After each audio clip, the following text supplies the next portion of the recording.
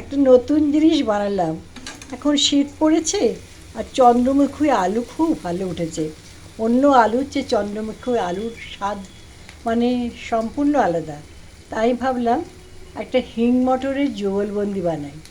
তো এটা করেছি কি, মটরশুঁটি ছাড়িয়ে নিয়েছি, দিয়ে এটাকে হিং, কাঁচা লঙ্কা আর সামান্য একটু আদা, আদা না দিলেও কিছু যায় আসে না। প্রথমে আলুটাকে আমি অল্প তেলে, দেখুন সাদা সাদাই দেখাচ্ছে, মানে কালারটা দেখুন কি সুন্দর এসছে। হলুদটা প্রমিনেন্ট হয়নি, বাট গ্রিনটা প্রমিনেন্ট হয়েছে।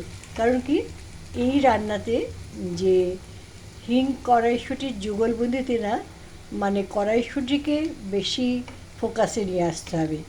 তো এটা প্রায় রেডি হতে চলেছে। আপনাদের করে দেখালাম। এই শীতের মরশুমে আপনারাও করে নেবেন, খুব ভালো লাগবে।